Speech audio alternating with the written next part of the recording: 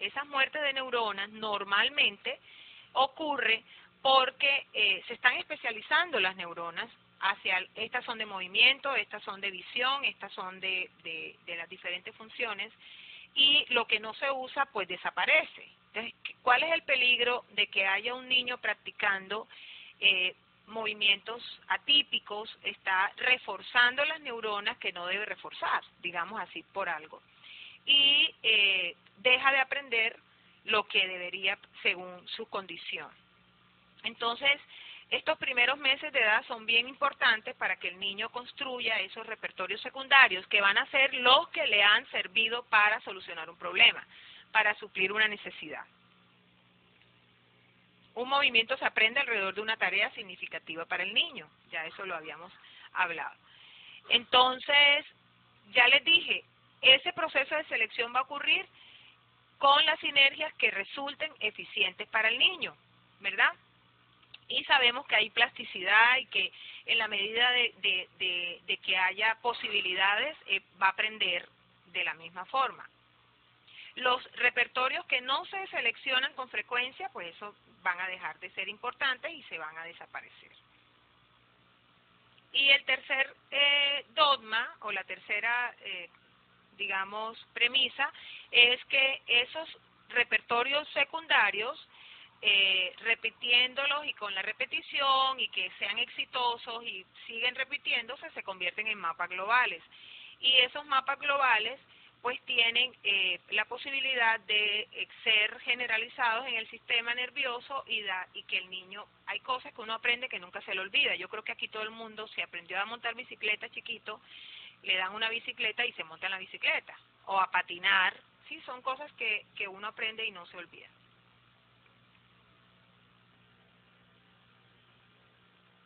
Volvemos a decir de que estas mapas neuronales dependen de la experiencia que cada individuo haya tenido, ¿verdad?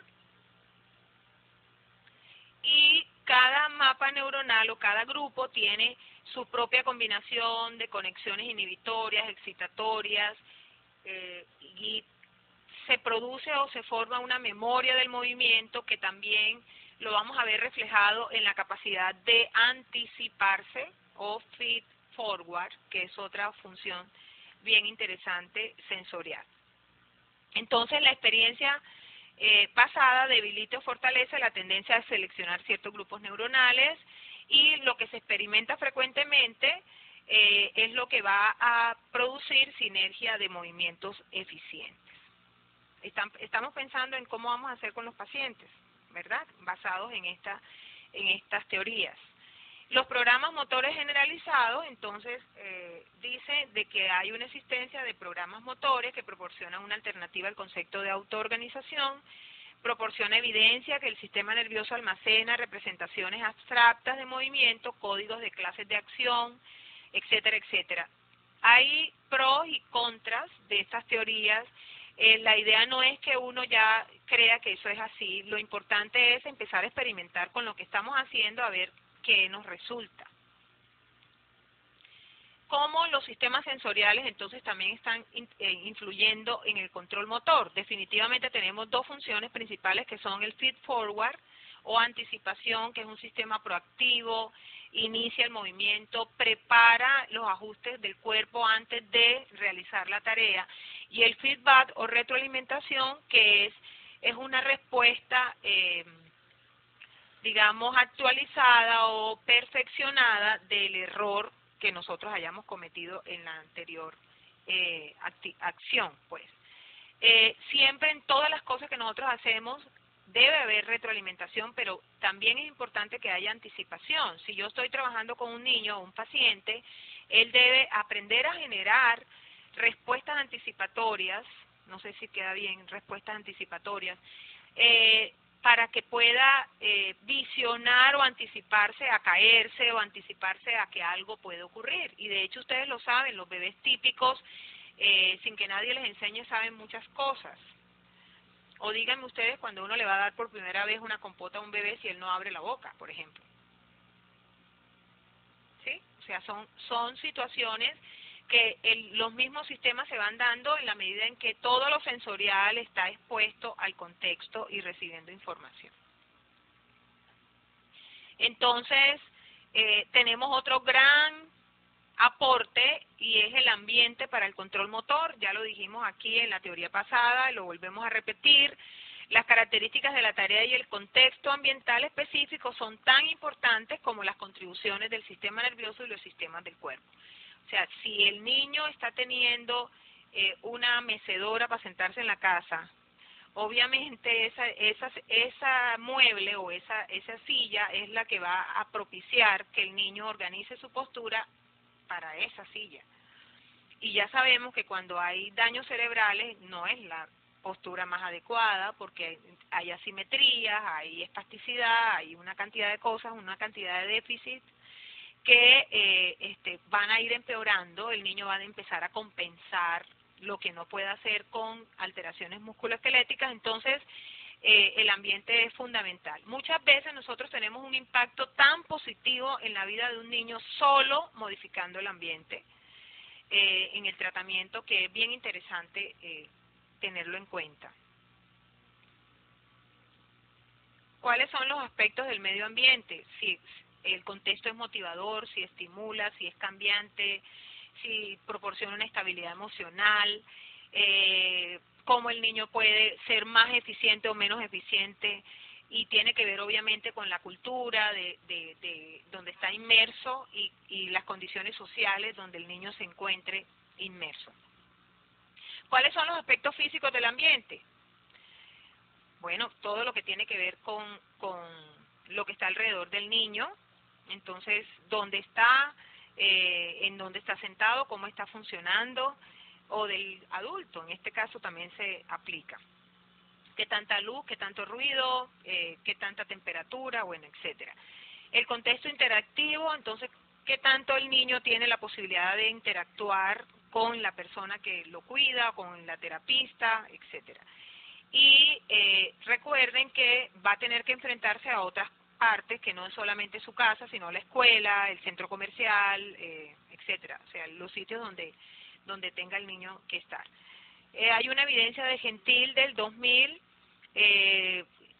pruebas taxonómicas de movimientos sistemáticos por medio de 16 niveles de condiciones ambientales, los cuales describen las clases de requerimientos que el ambiente impone al paciente.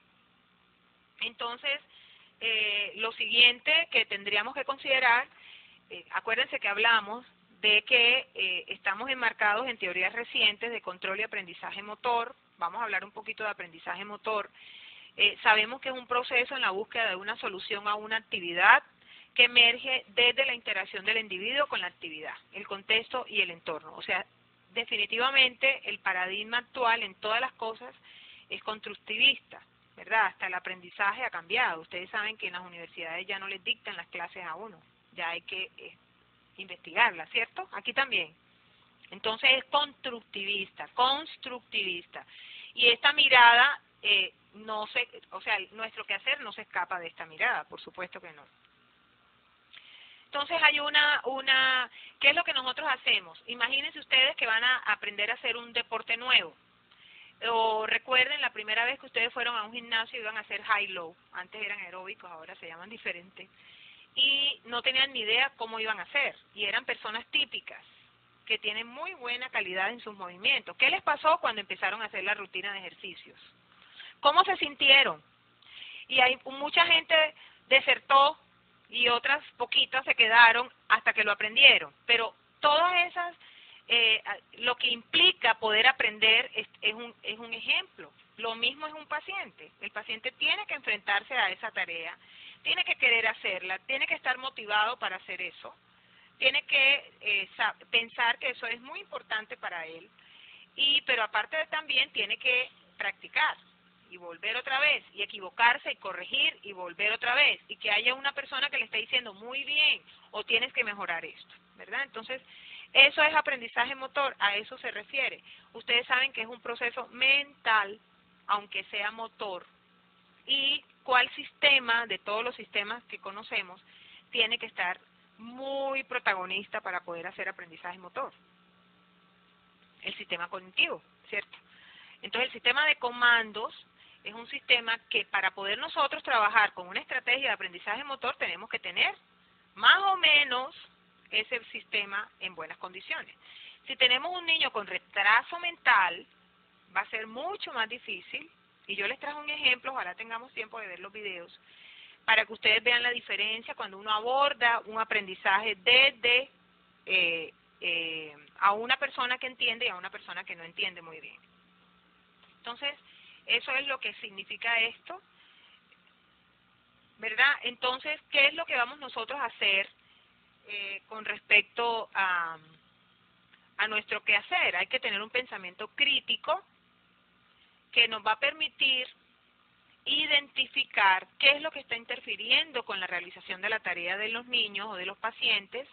Hay que hacer un adecuado examen, una adecuada evaluación que involucre todos los aspectos relacionados con esa alteración de movimiento, pero además también los sistemas, subsistemas externos e internos que inciden en la funcionalidad del individuo. Entonces, hay que hacer un análisis del potencial para el cambio. Cuando ustedes, desde esta perspectiva, nosotros vamos a sumerger al niño en esa actividad funcional, pero también tenemos que empezar a ver qué cosas pueden hacer de que el niño funcione mejor dentro de esa sesión evaluativa, para poder mirar y si hay potencial, no hay potencial, hasta dónde el niño puede lograr eso, y en la próxima conferencia lo vamos a hablar mucho más detallado. El terapista tiene que dar una instrucción, es la persona que va a modelar la tarea, tiene que estar retroalimentando, propiciando también que el niño anticipe y obviamente propiciando la motivación para que el niño funcione en sus actividades básicas cotidianas. Entonces nosotros desde esta perspectiva tenemos que encontrar estrategias de tratamiento que generen respuestas activas, funcionales, que organicen la acción motora de acuerdo a las exigencias de la tarea y la expectativa del paciente. Cuando hablamos de expectativa del paciente nos referimos a que todos los objetivos del tratamiento tienen que ser del paciente, no de nosotros. O sea, la persona que tiene que participar más en la toma de decisiones sobre qué cosa quiere lograr, ¿quién será? Pues el paciente y la mamá o la familia, ¿verdad? Porque de lo que se trata es de suplir una necesidad que se está presentando en esa familia. Entonces, ¿qué es lo que tenemos nosotros que pensar? Que en la actualidad es más importante el terapista que la técnica.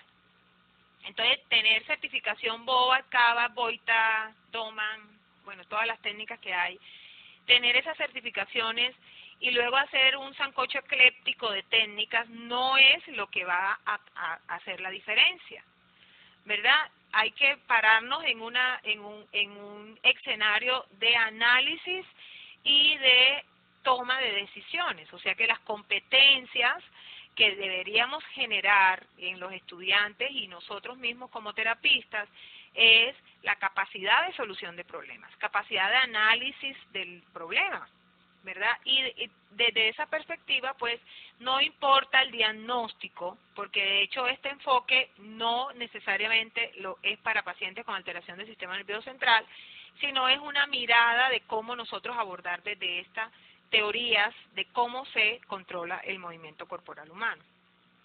Entonces, recordemos que lo más importante no es que sepamos muchas cosas, sino que podamos tener la mente abierta al cambio, como dice Cari Chepar en esta frase. Probablemente el requerimiento más crucial para establecer una atmósfera que nos conduzca a la innovación es el deseo de escuchar y experimentar ideas nuevas que no necesariamente estén de acuerdo con los modelos tradicionales.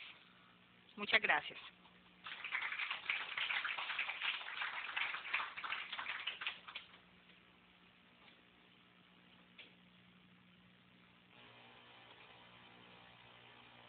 Vamos a continuar con la siguiente presentación que tiene todo que ver con lo que les acabo de decir, ¿verdad? Entonces, vamos a ver la terapia orientada a la tarea, ¿verdad? Con un enfoque multisistémico integral. Y esta soy yo. Ok. Les estaba diciendo de que el movimiento se genera desde antes de que el niño nazca.